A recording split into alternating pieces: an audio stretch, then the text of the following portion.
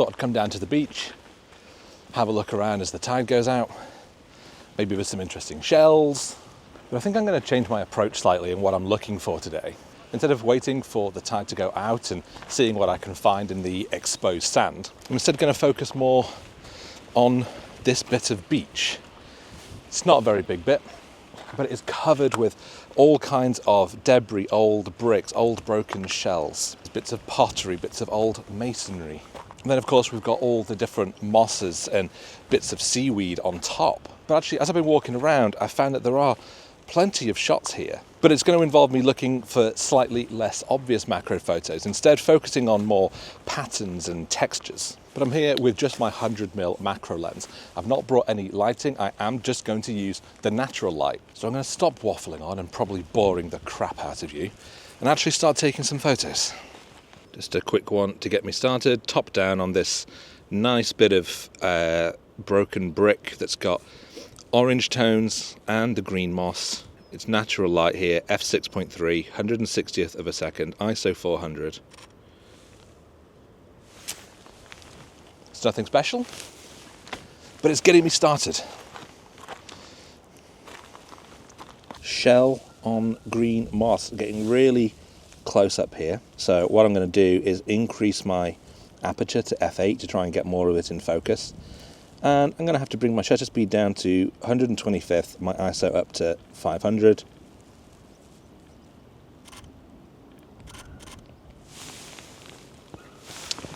And yeah, I like that too. Really close up on just a collection of pebbles. We've got 3 nice ones, all sort of clustered together. I'm in very close, basically the closest focusing point for my 100mm lens. Same settings as before though. In all honesty, I am not expecting to get anything especially good here. Like, I don't think any of these photos are going to end up in my portfolio. These aren't going to be the sort of shots that I'm submitting to awards. But I haven't been out doing macro in a while, and I was really kind of feeling that itch, but I haven't really got the opportunity to go a long way. I haven't really got the chance to go further north into Scotland, into some of the forests and see what I can find. And I wanted to just see what quick shots I can get. And I don't live far from this bit of beach, so it's easy enough for me to pop down with my camera. I didn't want to be overloaded with equipment. I didn't want to bring multiple flashes and spend 5 minutes setting up one image. I wanted to kind of come and just see how easily I can do some macro photos. And if I'm honest, it's not even so much about doing the video. I wanted just to kind of come out, scratch that itch and feel good about having taken some macro again. And sometimes that's important. So it's not so much about the results. It's just about the process of being out here and enjoying myself with my camera. And I am enjoying myself. This is already fun. So because it is quite a grey day, there isn't a whole lot of available light. So that means I've got to be a bit more careful with my settings, because I want a relatively narrow aperture, maybe something f6.3, f8, and that's going to mean that I'm letting in slightly less light. But also, I'm doing a lot of this handheld at the moment, so I need a shutter speed that's fast enough that I'm not going to get blurry images. So that means that the only other variable is my ISO. So I have been pushing that up to about ISO 500. I may even take it up to ISO 800 in order to get faster shutter speeds. And a lot of the time we're kind of told that that's not good. It's going to introduce more noise into your shots. You need to have your ISO at 100 to get the cleanest looking images. But to be honest, with modern day cameras, certainly on things like the Canon R5 or anyone shooting on recent Nikons and the Olympuses and Fujifilms and whatever, they can really stand to have that ISO pushed a lot further these days than they used to be able to. So don't worry about going to ISO 800. Don't worry about going to ISO 1000. Small red pebble just sort of tucked in.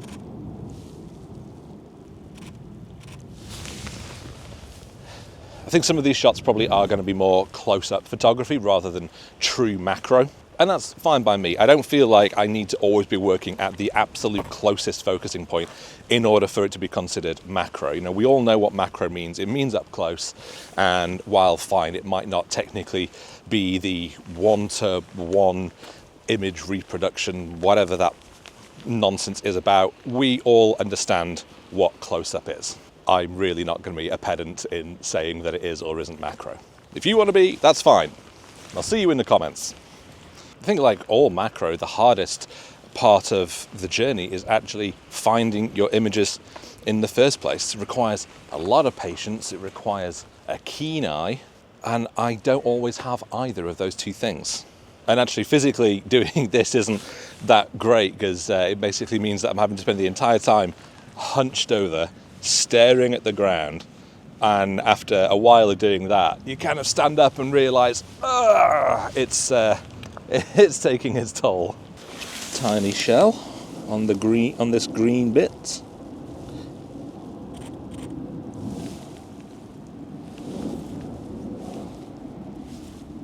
Just using single point autofocus, nothing difficult, just center point, getting my focus, reframing if I need to, and then taking the shot. Quite like this, because it's clearly a piece of old masonry and rubble, because we've got all this sort of concrete with the little, with smaller bits of stones.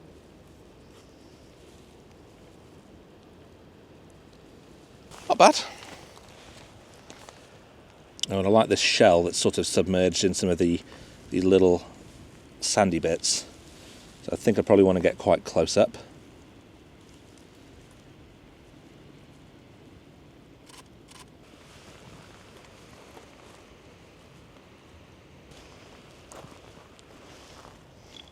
Oyster shells here. I want to try and get totally top down here. Again, autofocus on the shell.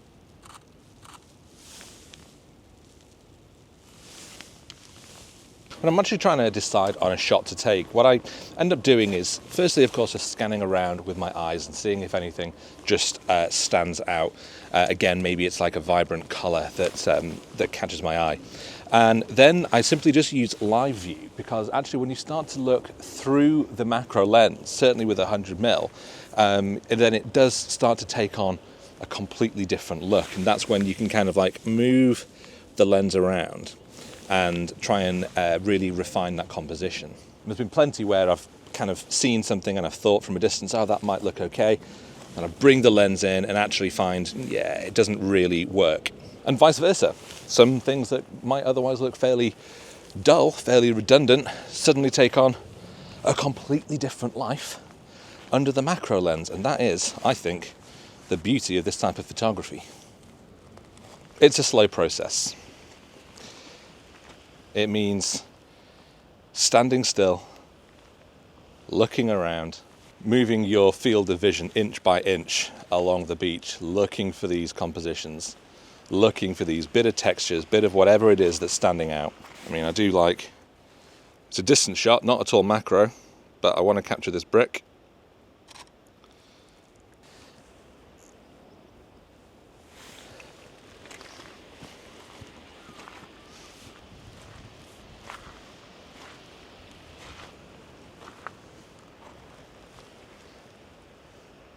Interesting bits of worn sea glass. This bit's even still got the sort of crisscross metal. It was obviously some sort of like safety glass.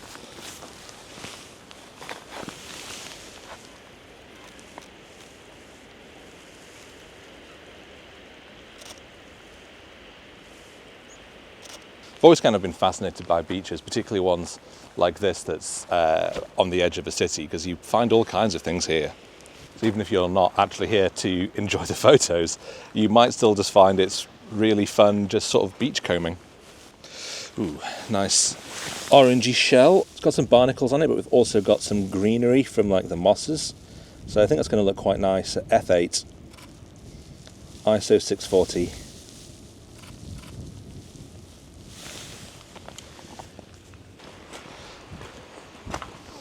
I'm honestly having so much fun. And I'm not even getting the most amazing photos. I'm just really enjoying the process of being here. I think so often with macro, it's seen as being such a technical genre of photography that requires loads of equipment. It requires specialist lenses, specialist lighting, focusing rails, lots of focus stacking and lots of post-processing. And it can be that. And you can, of course, get incredible photos of tiny subjects that way. But it doesn't have to always be that.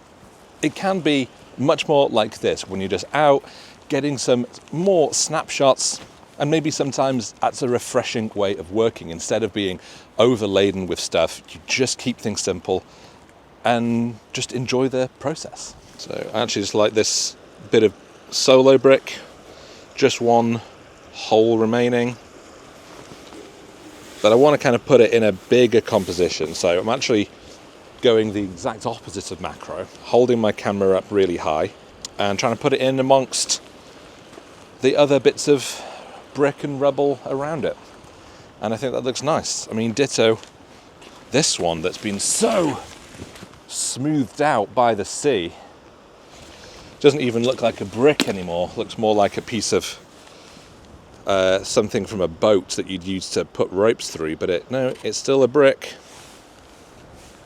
Again, I want to go high here, really putting this in context of the other rocks and things around it, and I like it a lot.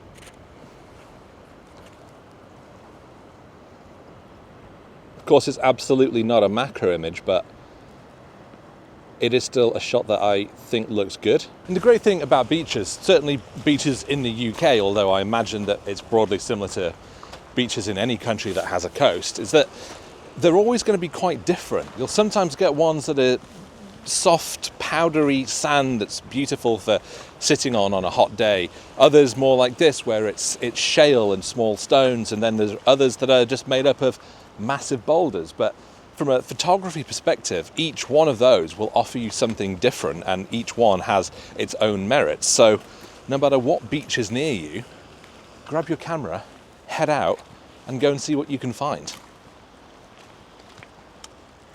Of course, if you're not near any beach, then it's a bit more tricky. Another nice brick scene. What is it about me and bricks today? I really like them. I hope you do, because I think most of the shots today are probably including bricks.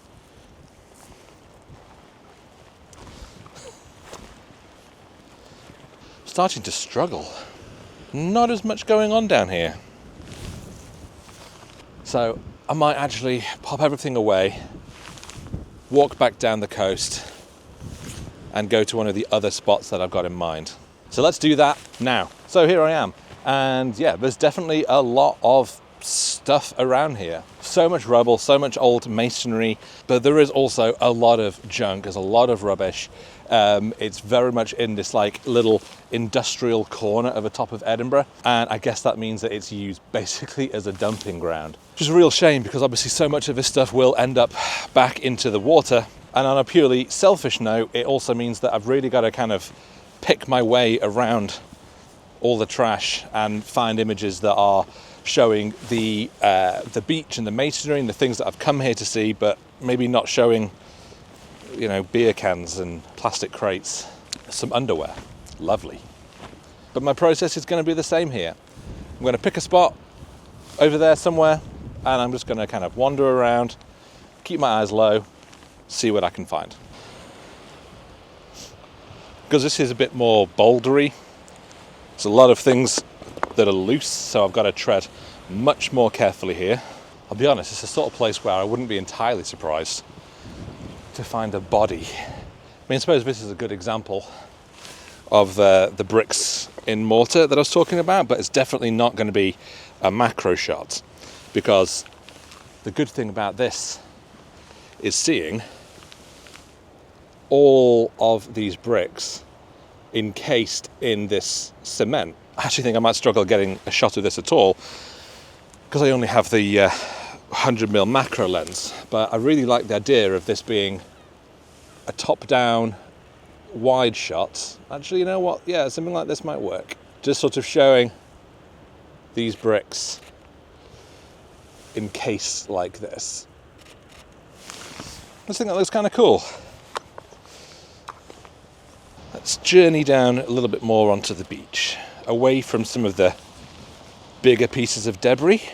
What I'm actually finding is that a lot of this stuff, kind of from a distance, looks to me like there should be good macro opportunities, because I can see all of the different shapes and the textures, but actually when I'm getting up close, not so much. And it's partly because we've basically got a lot of the same tones, this sort of browny green to browny orange. So essentially just the same color palette across everything. I mean, again, this is a very distant shot. It's not even slightly close up or macro, but it is showing this bit of sort of masonry in amongst these bigger rocks.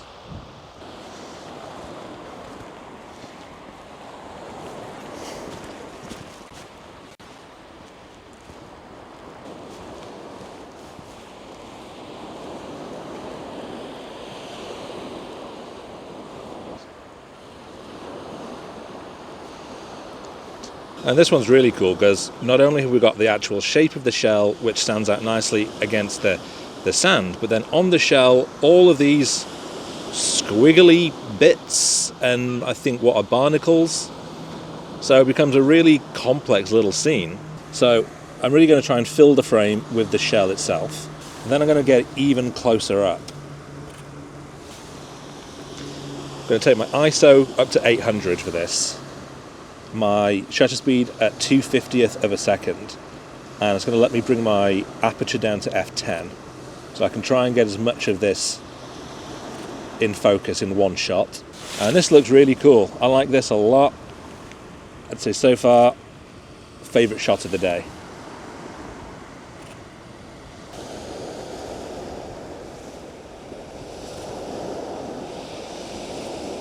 Yeah. And you know, I don't mind this tyre that's submerged in the sand, so it's just sort of blending into it really nicely. But we've still got visible some of the tyre tread, so we can see what it is, as well as some of the lettering. I think it's kind of cool. So f10, 160th of a second, ISO 800. I mean, it's cool as a shot. A tyre shouldn't be buried in the beach, of course, but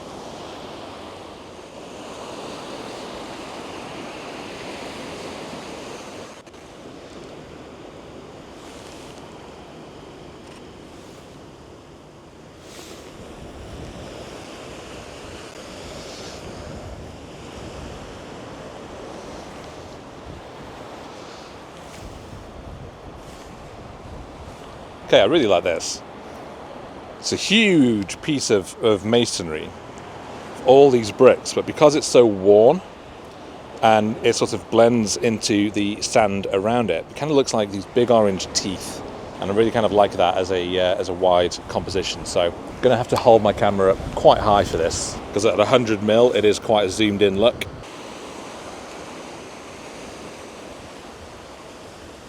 Again, many of these are not macro shots in a photographic sense, but if you kind of think about it in more of a philosophical sense, it's showing close-up details.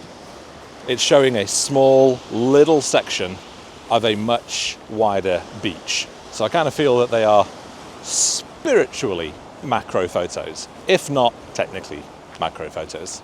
Am I just trying to justify something that I know people are going to complain about? Absolutely, 100%. But they'll complain anyway, so what can I do? More tyre submerged. This one's massive, so not really suitable for a 100mm macro lens. But behind us, we've got all of the exposed rock now that the tide has gone out. And I'm wondering whether there are going to be shots here, because it is full of tiny barnacles all over. Problem is that it's all brown. However, what we do have is lots of lines and lots of craggy bits. And I'm wondering if maybe focusing on those might actually allow for some interesting photos. Again, it may be that I'm not going macro here, because just for example, as I'm looking at these rocks over here, and I just sort of move the lens around, I am really enjoying the way that the different lines come together, different shapes, different patterns start to emerge. And I'm, you know, a good 10 feet, 15 feet even away from these. Over here we've got even more, and I just kind of feel that there are probably some interesting, fairly abstract compositions to be found in these rock details.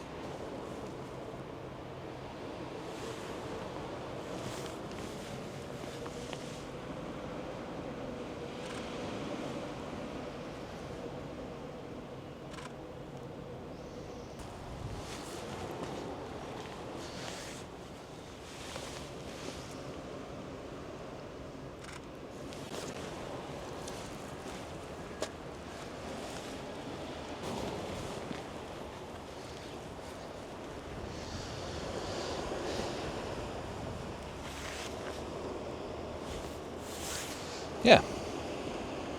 Don't hate some of this. Just trying to put the lines and the limpets into the right little patterns.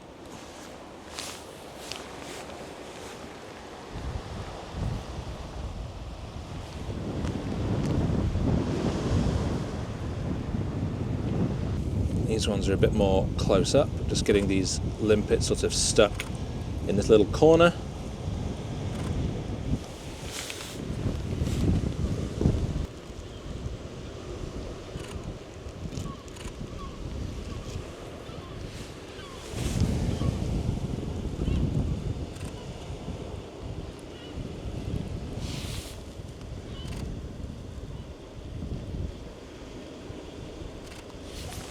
Two limpets in amongst a bunch of barnacles. Yeah, again, quite like that. Hello, friends.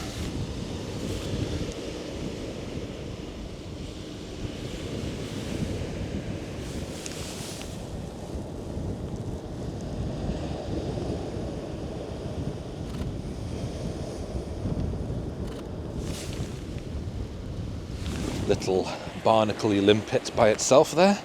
Definitely lots of great patterns when you get closer up. So I'm actually going to get really close up because I just love seeing all the tops of these barnacles.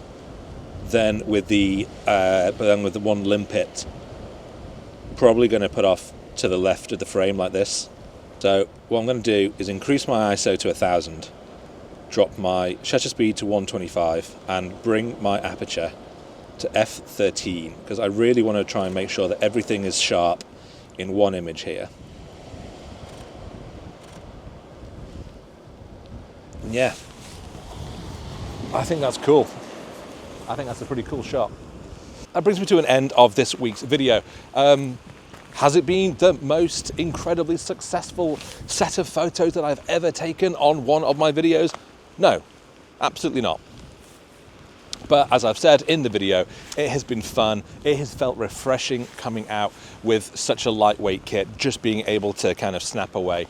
And it's really shown me what I needed to hear right now, which is that I can come out and I can just engage with macro without it having to be such a burden, without having to take so many things with me. Because I kind of found myself being put off a little bit from coming out and doing some things because I've got to take this big kit bag of stuff to go out and do it. And actually I haven't. I can come out and really enjoy it just with a lighter setup, and I have. Yeah, it's been refreshing. It's been good for me. I definitely recommend that if you've kind of found your macro muscles being a little bit underused recently, and if you felt a little bit uninspired by it, definitely just try keeping things simple, going out, picking a nice area, and just seeing what you can find. Don't overcomplicate things. Don't make it more than it needs to be. But if you have enjoyed this video, then do please give it a like, and of course consider subscribing to my channel if you don't already, and I will see you next time.